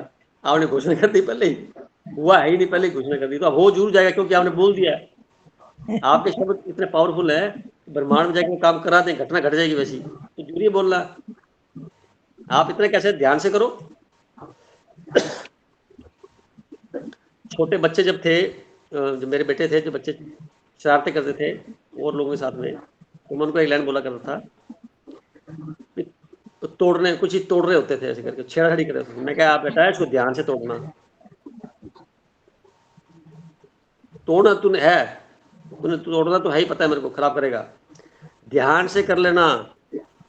अब इतने चौकन्ने हो जाते थे बात सुन के भी, पापा ने क्या बोला है, ध्यान से कर लेना। तो टूटती कहाँ चीज पर ध्यान आने लग जाएगा, तो कहाँ टूटती, अवेयरनेस बढ़ गई। तो मजाक भी कर लेते ऐसे, सीखने की बात मिल गई। और जो इसके बदले में लड़ाई करे, ये कर, तूने ऐसा कर दिया, फलाना कर दिया, ये कर दिया, ये तो यार फिर फर्क पड़ेगा, फिर ये गलत है। तो ठीक है, बच्चा है ना, सारे काम करेगा, वो सारे काम करेगा, छूट नहीं थी उसको, अब नहीं करेगा तब करेगा, बच्चा है ना तो करे। तो उसको थोड़ा सा मेडिटेशन का भी एक पॉइंट दे दिया जाए साथ में, भी बेटा ध्यान से कर दो ना, कोई बात नहीं, ध्यान से तोड़ ले, कोई तोड़ रहा है इस टेबल को तोड़ रहा है, कोई ध्यान से तोड़ ले, एक गिलास को मैं ध्यान से तोड़ ले। ओशो को सुन रहा था, ओशो भी ऐसे ही कहते हैं कि भाई आप जो भी करो होशपूर्वक करो, गुस्सा करना तो होशपूर्वक करो, हाँ ठीक है ना। फिर आप देखो कि आप गुस्से का भी कितना महत्व होता है। हाँ। जब होशपूर्वक गुस्सा करेंगे तो वो बहुत फंक्शनल होगा, और अदरवाइज आप समझ जाओगे कि भाई बेकार में गुस्सा करने की जरूरत ही नहीं है। वैसे आप बहुत अच्छी बात कह रहे हैं अपने अनुभव से। अब सभी लोग एग्जाम्पल हैं, अपने ग्रुप के अंदर इतने मेंबर्स हैं, इतने प्रबुद्ध व्यक्ति हैं, अपने जीवन की घटनाओं को कैसे नेगेटिव से पॉजिटिव में कन्वर्ट करने की क्षमता मौजूद है हमारे अंदर। पैसा इसमें कहीं आड़े नहीं आ रहा, इसमें पद प्रतिष्ठा आड़े नहीं आ रही, इसमें क्या आ रहा है, हमारी खुद की विलिंग क्या आ रही है, कैसे हम अपने आप को, अपनी शक्तियों को जो हम ब्रह्मांड से लेकर के बहुत भरपूर मात्रा में आए हैं, उसको एक्सप्लोर कैसे करें। हम लोग जनरेटर हैं अच्छे विचारों के भी, नेगेटिव विचारों के भी, क्रिएटर हैं सृजनात्मक चीजों करने के लिए भी। इसमें चॉइस मैटर, चॉइस इन्वॉल्व हो जाती है, किस चॉइस में हम काम करें। मैं एक और अनुभव शेयर करना चाहूँगा कि दिल्ली में गर्मी भी काफ़ी पड़ती है, सर्दी भी काफ़ी पड़ती है। तो मैंने गर्मी एक बार रात को परेशान हुआ, रात को ऐसा लग रहा है जैसे पूरा बिस्तर गर्म है। तो मैंने एक कोशिश की कि भाई गर्मी पे काबू पाया जाए। तो मैंने कहा कि संडे को मैं बगैर पंखे के रहूँगा, मई जून के महीने में भी, एक दिन के लिए। मैंने शुरू किया, उसके बाद से मेरे को गर्मी परेशान नहीं करती। लाइट हो नहीं हो कोई फ़र्क नहीं पड़ता, मैं एसी तो चलाता ही नहीं। बैठ जाता हूँ एसी में, लेकिन एसी बहुत कम मैं यूज़ नहीं करता नॉर्मली। तो अब ये देखिए भाई अभ्यास से साहब, आपकी इस बात संभव को है। मैं थोड़ा एक्सटेंड करता हूँ। बैकग्राउंड में क्या हुआ, आपने गर्मी को स्वीकार कर लिया। गर्मी गर्मी है, वो अपना असर दिखाएगी। वो कब दिखाएगी? सर्दी में थोड़ी दिखाएगी, गर्मी में भी तो दिखाएगी, सीजन आया हुआ है।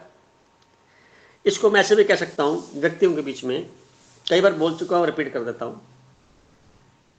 कोई आदमी आलू है, कोई भिंडी है, कोई टिंडा है, कोई अमरूद है, कोई आम है, अनार है, कोई भिंडी है, कोई अदरक है, कोई हरी मिर्च है, कोई लाल मिर्च है, वगैरह वगैरह। कोई 30 साल पहले, 32 साल पहले मैंने कभी ऐसे प्रयोग किए थे, तो जीवन मेरा बदलता चला गया इन चीज़ों के साथ साथ। भी मैं धरती पे किसी व्यक्ति को चेंज नहीं कर सकता, मैं ठेका थोड़ी ले रखा है, पर मैं उस जैसा नहीं बन सकता,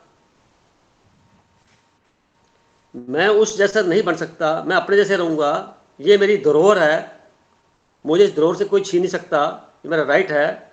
परमात्मा ने मुझे आलू बना के भेजा तो आलू रहूँगा ना, मैं केला तो बन नहीं सकता।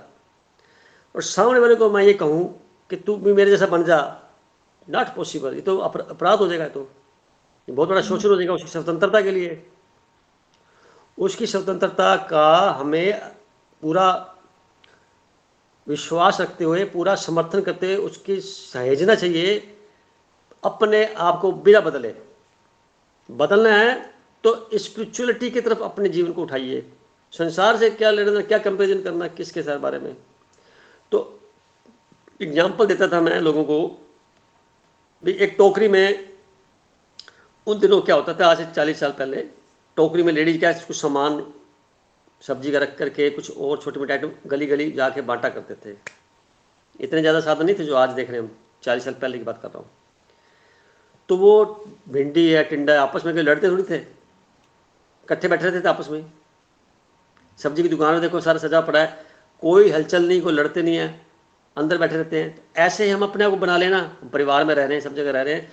कोई आदमी किसी नेचर का है, कोई किस नेचर का, कोई इस नेचर का, खाना पीने लगा है, सबका टेस्ट लगा है, परमात्मा सबको अलग अलग बनाया है। हम दूसरे के अवगुणों को देख करके, उसको याद कर करके अपने आप को वैसा क्यों बनाएं? कोई जो याद करेंगे वैसे बन जाएंगे हम, जो हमारे चित्त के अंदर छाया रहेगा वैसे बन जाएंगे। तो दुख तकलीफ जीवन में जितने भी आए, घटनाएं घटती है, परिस्थितियां आती हैं, हम उसको दुख मानेंगे तो दुख बढ़ेगा। अब उसको दुख मानते नहीं, ऐसा मानेंगे हमारे लिए ऐसा कुछ विशेष परिस्थिति आई है जिसमें मेरे को अपने आप को संभालना है। इस परिस्थिति में जैसा मेरा नेचर है नैसर्गिक, जो हमारी क्वालिटी है आत्मा की, उसको याद करते हुए, उसको दोहराते हुए हम वैसा का वैसा व्यवहार सामने से करेंगे, परिस्थितियां बहुत कम हो जाएंगी। बदला लेने वाली भावना क्यों पैदा हो? मानो शोषण बहुत होता है, ऐसे लोगों का शोषण भी बहुत होता है, मैं जानता हूँ समाज में रह करके, क्योंकि जरूर से अच्छे लोग होते हैं, होने दीजिए। पर अगर आप अपने चित्त पर किसी प्रकार की मलिनता नहीं लाते हैं सामने वाले के प्रति, तो इसका मतलब ये नहीं कि आप कमजोर हैं। ऐसी स्थिति में मैं आपको सबको अश्योर करता हूं, जो केतु ग्रह है ना हमारा, अदृश्य पावर है उस परमात्मा की डायरेक्ट, उसका एजेंट है, वो गुरु का एजेंट है। गुरु क्या होता है? जीव का पावरफुल परमात्मा के बाद नेक्स्ट उसी गुरु को बोला जाता है। वो ताकत आ जाती है, वो अपने आप संभाल लेता है उस परिस्थिति को। करके कभी देख लेना आप शांत हो जाइए कुछ दिन के लिए।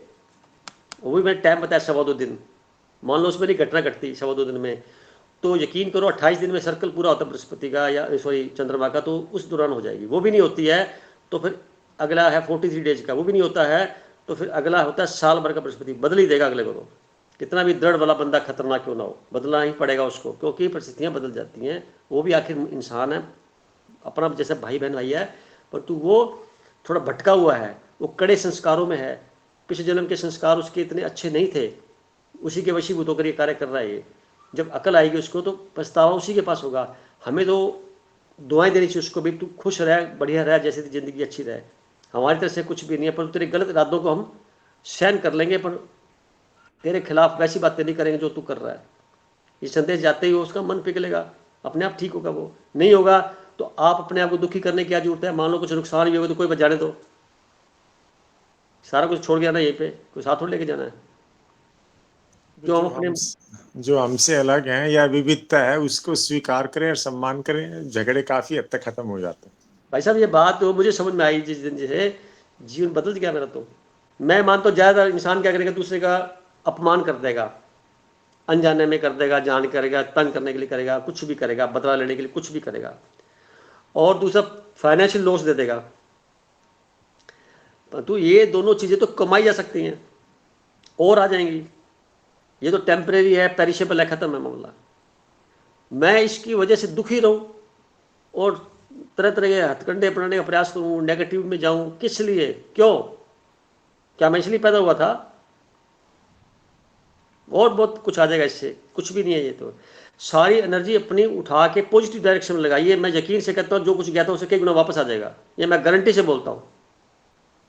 ये मेरे व्यक्तिगत एक्सपीरियंस बता रहा हूँ मैं आपको, ये जीवन के, क्योंकि प्रोफेशनल लाइफ में कई लोगों से मिला हूँ मैं आज तक, कई तरह से अपने आप को देखा है, पर स्वाभिमान दृष्टि से सम्मानजनक तरीके से रहा हूँ मैं।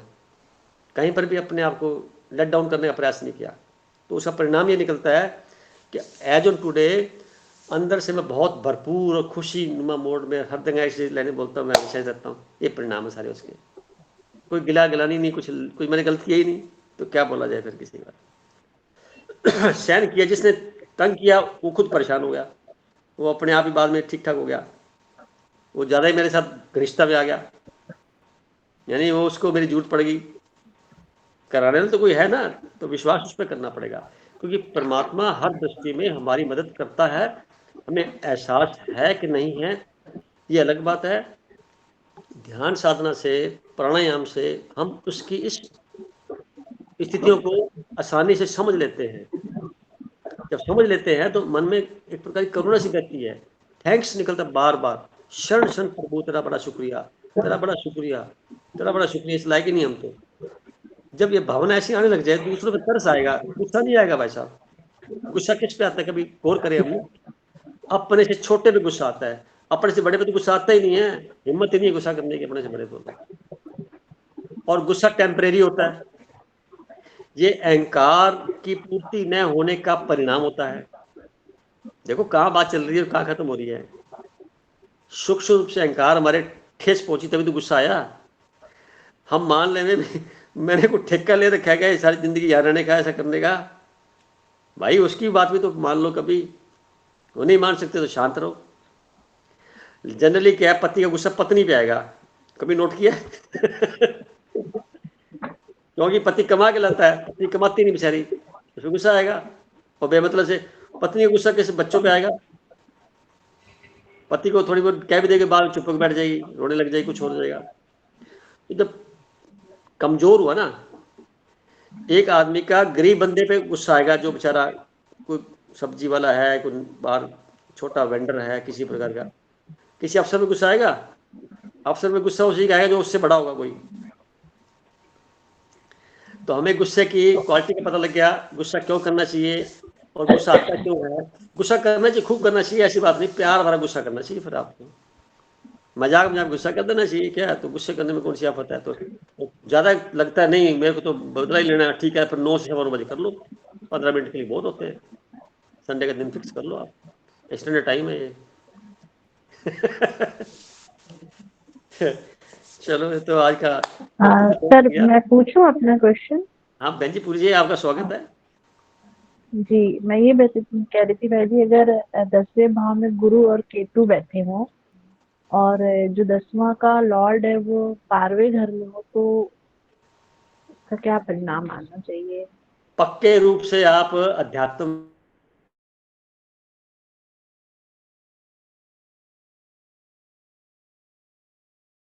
ज्ञान। जी। केतु है फॉलोवर, और दूसरे तरीके से देखें दोनों ही परमात्मा की सत्ता से ब्रह्मांड से जुड़े हुए हैं, वजूद वायन का। और 12वें घर में जहां बैठे उसका जो लॉर्ड अब 12वें चला गया। 12वां किस चीज का है? मोक्ष का है। 12वां अल्टीमेटली इस धरती को छोड़ने का है। जब भी किसी की मृत्यु होती है कोशिश देखेंगे तो जो ग्रह कारक बनता है वो किसी न किसी से लिंक्ड होगा, या तो वो दिन वो होगा, या वो नक्षत्र उस दिन वो होगा, या राशि वो होगी, या वो ग्रह वहां प्लेस करके ट्रांजिट में जा रहा होगा, या महादशा, अंतरदशा, पतंतरदशा, सूक्ष्म दशा, इन चारों में से कोई चल रही होगी। ऐसा ही होगा तभी वो शरीर छूटेगा, नहीं छूटेगा तभी नहीं है। तो आप मानिए अच्छी सिम्टम है, इसमें ध्यान क्या रखना है आपको। जितना संसार से चिपकेंगे कर्म वाइज आप परेशान होंगे। तो केतु जोड़ता नहीं है संसार को, तो संसार को तो काम की ओर भूल जाओ, काम करके भूलना मतलब आपने बहुत बड़ा ब्रह्मांड पे एहसान कर दिया, आपने अपने ऊपर बहुत बड़ा एहसान कर दिया। काम करके याद रखना मतलब पंगा लेना हो गया। काम करो भूल सर जाओ। वो बेटे का ऐसा है जी, जिस किसी का मतलब भी है अच्छा ही वो हुआ ना।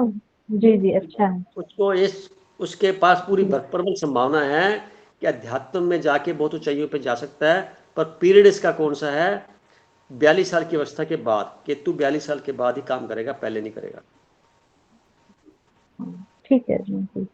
और सर मेरा जो है ना 10वें भाव में मंगल और शुक्र है, और 10th का लॉर्ड पहले भाव में है। आपका 10वें में 10th में मंगल और शुक्र है, और 10th का लॉर्ड पहले भाव में है। यानी मंगल और शुक्र 10th में बैठे हुए हैं, उसका लॉर्ड पहले भाव में है।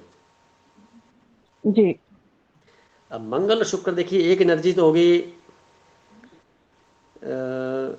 वर्ल्डली वर्ल्डली कंफर्ट्स की, शुक्र हो गया। मंगल हो शुक्र गया जो पति, है जी। मंगल पति हो गया। तो पति आपका धनवान होना चाहिए, खूब पैसे वाला होना चाहिए, अच्छी अर्निंग, गवर्नमेंट जॉब से जुड़ा होना चाहिए, क्योंकि सत्ता का पावरफुल बंदा होना चाहिए। और वो लिंक कर गया आपके हम्म, लगन से, तो लगन मतलब आप, हम्म, तो वो लिंक हम्म, आपसे हो गया, तो वो 10वें से पहला घर चौथे नंबर पे आएगा, नहीं 90 डिग्री के एंगल पे आएगा वो।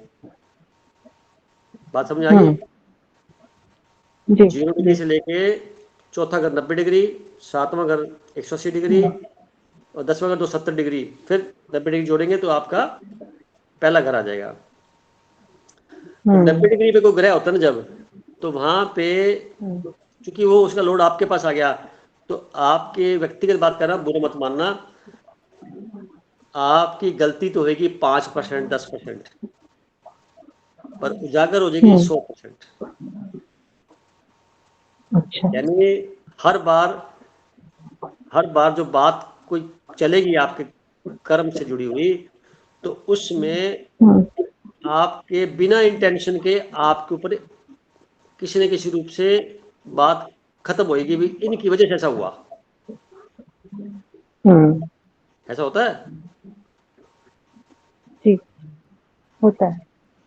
ये चौथे घर नहीं 90 डिग्री के एंगल पे हो गया है, यानी काम गलती कोई करेगा, हम्म, परिणाम आपको भुगतने पड़ेंगे। ये नेगेटिव पार्ट है उसका। बिल्कुल है, ऐसा काम कोई है। करेगा, परिणाम आपको भुगतने पड़ेंगे। आप मेरा रोल क्या है, मेरे को समझ में नहीं आ रहा, मेरे पे कोई बात चल रही है, पर आपको खुद को समझ में नहीं आएगा कि किसको मैं एक्सप्लेन करूं ताकि मेरी बात समझ ले, और समझा भी नहीं पाएंगे, पर हम्म, आरोप सारा आप पे लग जाएगा। ये उसका नुकसान, नेगेटिव पार्ट है। यानी 10वें का पहले में होना, हम्म, पहले का 10वें में होना। 90 डिग्री अच्छा। एंगल में कोई भी ग्रह अपने घर से 90 डिग्री चला जाता है, तो वहां पे उसका एक प्रकार से जो अस्तित्व होता है वो कम हो जाता है। अगर वो 45 से लेके 30 डिग्री से लेकर के और 70 डिग्री बीच में रहता है, वो पावरफुल होता है। फिर आगे ओके। इसी तरह चरण में बढ़ेगा सारा काम। ये डिग्री वाला काम फिर कभी बताएंगे, पर डिग्री से बता रहा हूँ, ये मैथमेटिकल जी। सारा गेम है सारा। ये कुंडलियाँ सारी मैथमेटिक्स है। हम्म, तो समझ में जैसे से आता जाएगा। मैं खुश हूँ इस बात पे, आपने बड़े ढंग से एक्सप्लेन किया कि फलाना वहाँ बैठा है और उसका ग्रह वहाँ लॉर्ड उसका बैठा है। ये आपको साल भर में ये अपने 50 एपिसोड हुए हैं, तो आपने काफ़ी कुछ एक्वायर कर लिया। मुझे खुशी है इस बात की। धीरे धीरे करके और जैसे और गहरों को समझेंगे, तो मन के विषाद हम्म। खत्म हो जाएंगे सारी। आपको लगने लग जाएगा ये तो घटना घटी जी हुई सर, थी, मैं जितना ऐसे परेशान हूँ। आप जितना कुछ समझा रहे थे ना सर अभी, वो सब हम लोग अपनी लाइफ से एक्सपीरियंस करके चल रहे हैं। मतलब हाँ। पहले जैसे बहुत दुखी होते थे हम्म, और बहुत गुस्सा भी करते थे और अपने आप को कोसते थे, दूसरों को कोसते थे। अब क्या हो गया है सर कि बहुत अच्छे से ये समझ में आ गया है कि मतलब जैसे क्रोध के लिए, जैसे शिवानी दीदी कहती थी, वो दूसरों की हुई गलती को तुम क्यों सजा भुगत रहे हो? हम्म, उसने क्रोध किया, वो उसका पार्ट है, हम्म, उसका काम है वो। तो वो अगर क्रोध कर रहा है तो मैं क्यों उससे डिस्टर्ब हो जाऊं? उसका स्वभाव है क्रोधित होना, मैं डिस्टर्ब ना हूं। तो इसी तरह से अगर हम चुप रह जाते हैं, सहन कर लेते हैं, तो चुप रह जाते हैं, तो एक तरह से हम उस व्यक्ति को भी शांत कर रहे हैं, तो उसको भी हम पावरफुल कर रहे थे, उसके हम्म, क्रोध को हम शांत कर रहे हैं चुप रह करके। हम्म, ऐसा नहीं कि हम उससे डर के चुप रह रहे हैं, हम हम्म, इसलिए चुप रह रहे हैं कि हम स्थिति ने बिगाड़नी चाहते हैं। और वो क्रोध ठीक है, उसने कर लिया, अपनी भड़ास निकाली, लेकिन जब हम शांत रहेंगे तो सामने वाला भी शांत होगा, तो हम उसको एक तरह से क्या बोलना चाहिए, उसकी शांति को बढ़ा रहे हैं, उसके अंदर उसको भी एम्पावर कर रहे हैं। इस तरह से जैसे ब्रह्मा कुमारी में जो समझाया जाता है कि पॉजिटिव, जैसे आपने बोला नहीं शब्द नहीं बोला, क्योंकि सबकॉन्शियस माइंड जो है केवल यस को जानता है, नहीं को नहीं जानता है। तो ये चीजें बहुत अब वर्क पहले नहीं समझ में आती थी सर, लेकिन जब अपने साथ होने लगा ना तो बहुत कुछ समझ में आ रहा है। और अब सच में डिस्टर्ब नहीं होते हैं, और बहुत मतलब अब बहुत जल्दी चीजें हमको इक्वेशन क्लियर हो जाता है। ये तो है, बिल्कुल बहुत अच्छी चीजें हैं आपने जितनी बताई ना, एकदम 100% ट्रू है। देखिए सभी के अनुभव होते हैं। भाई साहब महावीर जी ने बहुत सुंदर बात बताई। अभी हमारे साथ ना गोयल साहब जुड़े हुए हैं। ये आज से कुछ 2-3 साल पहले जब मेरे से वार्तालाप होती थी तो बहुत विचलित रहते थे, और एक ही दिन बोलते मैं बहुत बीमार हूँ, मैं बहुत परेशान हूँ। पता नहीं इनके बाद तो समझ से सुन के मैं हैरान हो जाता था, भी बोल कर रहे ये। और आज भी बात करेंगे, देखना कैसे करेंगे। गोयल साहब बात करना।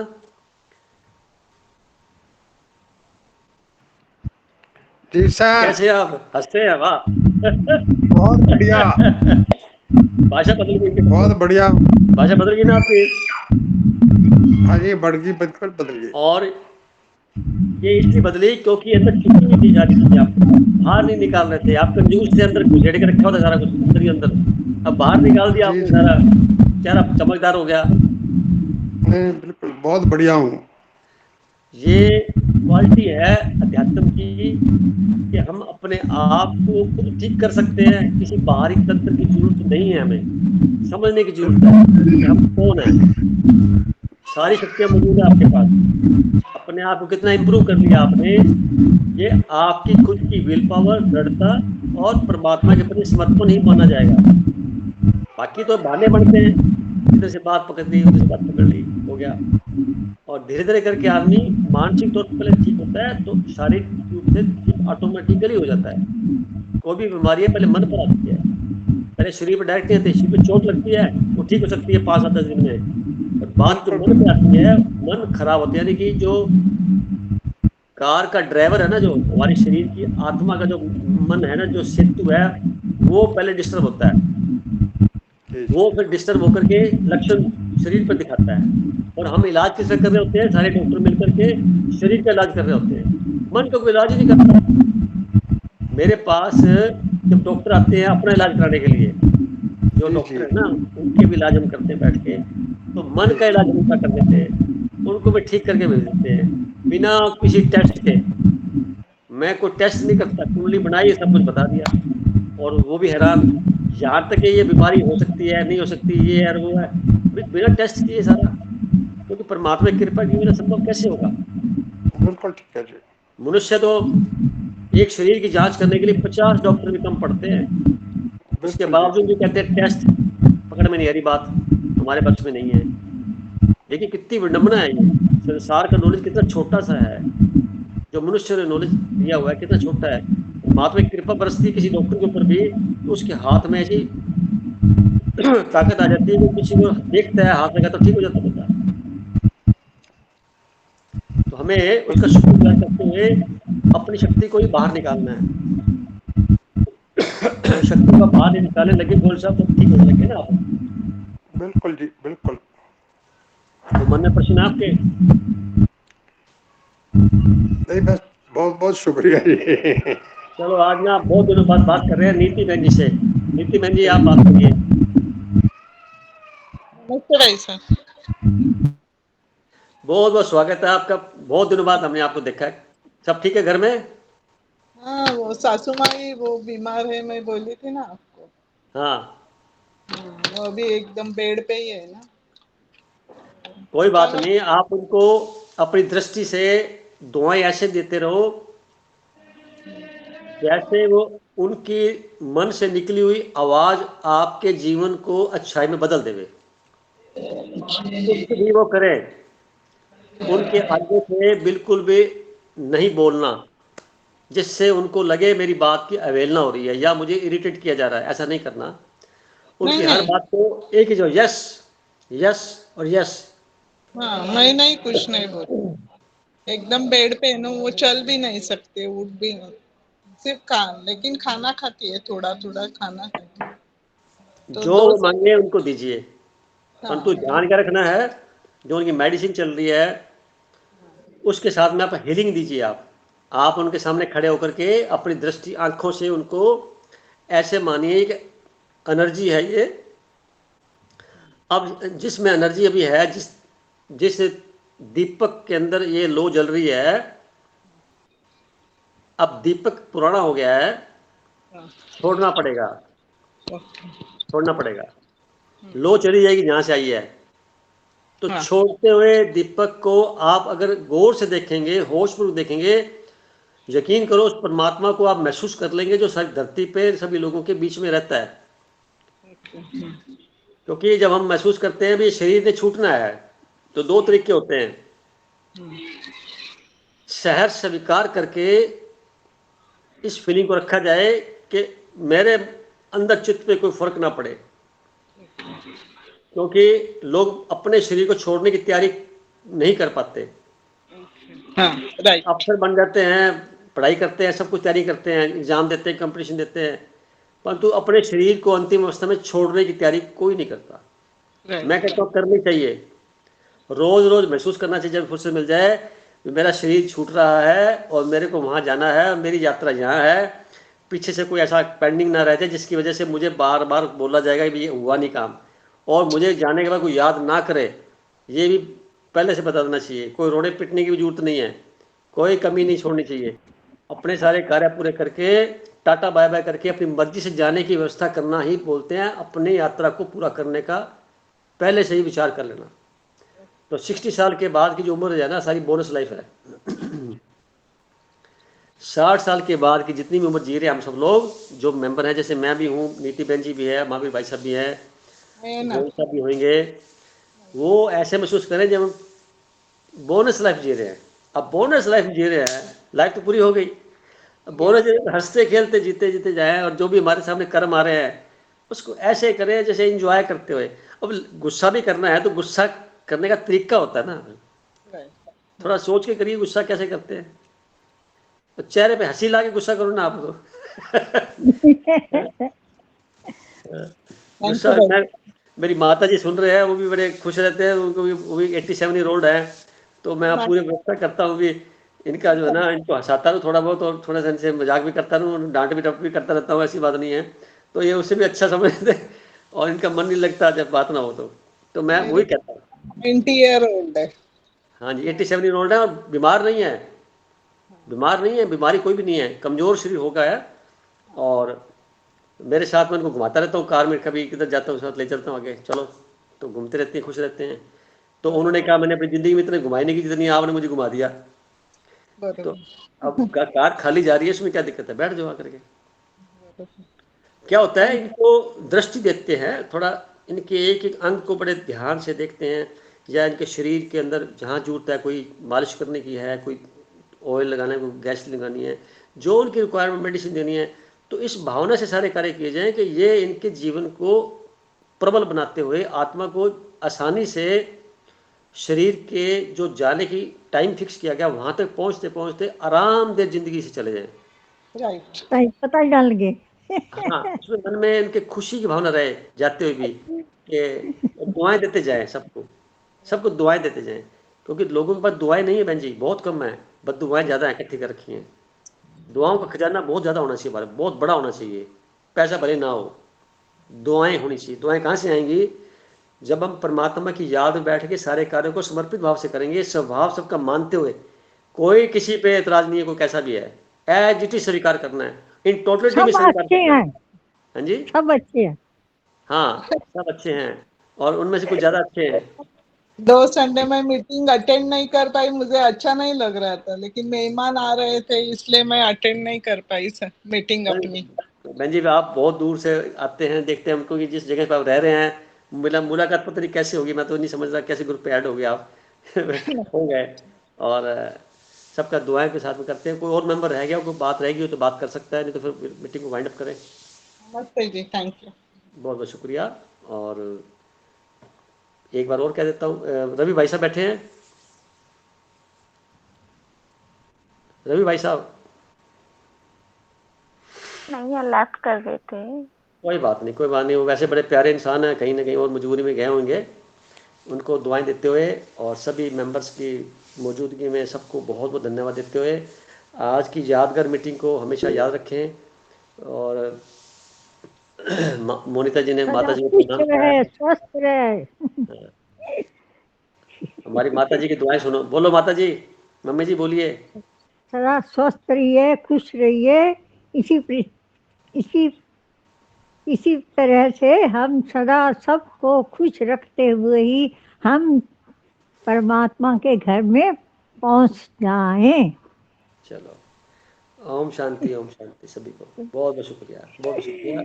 आज में पधारे सभी सदस्यों का तहे दिल से शुक्रिया, बहुत बहुत शुक्रिया। माता जी को प्रणाम। हाँ जी, प्रणाम बेटा जी, भाभी जी, माँ जी, सारे सदा स्वस्थ रहें, खुश रहें। ये मेरी हार्दिक दुआएं हैं। प्रणाम। सर एक बार प्रणाम दिखा जी। दीजिए माता जी को सर, मैं बहुत खुश हूँ। एक बार उनको दिखा दीजिए माता जी को। अब इसके लिए मुझे कहना पड़ेगा, पिंकी पिंकी जी बात सुन रहे हैं आप?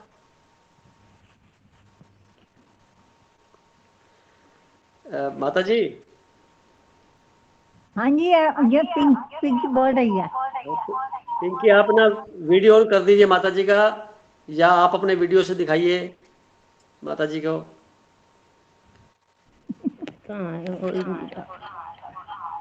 वीडियो ऑन करिए ना। वीडियो नहीं हो रहा। वीडियो ऑन करना नहीं आता होगा।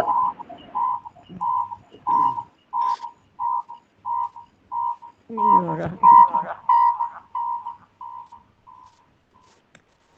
माता जी के लिए मैं अपना कैमरा ले जाता हूँ वहाँ पे उनके पास और उनको दिखाता हूँ।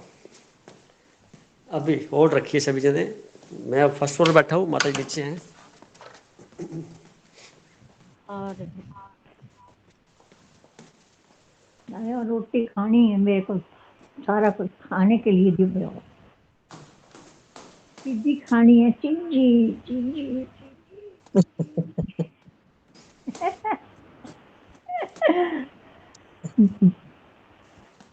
हम अब जब ये बड़े होते हैं तो हम बड़े खुश होते हैं।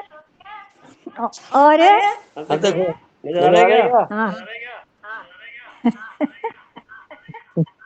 माता दिख रहे हैं आपको?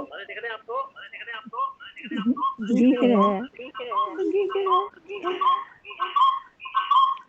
सदा स्वस्थ रहो, खुश रहो। परमात्मा सबको दया दया भाव रखनी चाहिए। Thank you sir, thank you माता जी, चलो बहुत बहुत शुक्रिया। शुक्रिया शुक्रिया शुक्रिया। सभी को शुक्रिया बहुत बहुत। और आज की मीटिंग का नज़ारा ही कुछ अलग है। माता जी का आशीर्वाद मिल गया सबको और मुझे भी मिला। बिल्कुल जी, बिल्कुल। तो ये है, जब भी मीटिंग होती है कमरे में बैठ के अलग से सुनते हैं, क्योंकि आवाज़ अच्छा, गूंजती है, पास में बैठे आवाज़ गूंजती है, फिर ये दूर बैठना बहुत पड़ता है। अच्छी बात है जी। हाँ जी, हाँ जी। चलो शुभकामनाएं में जी। ओम शांति। ओम शांति। ओम शांति।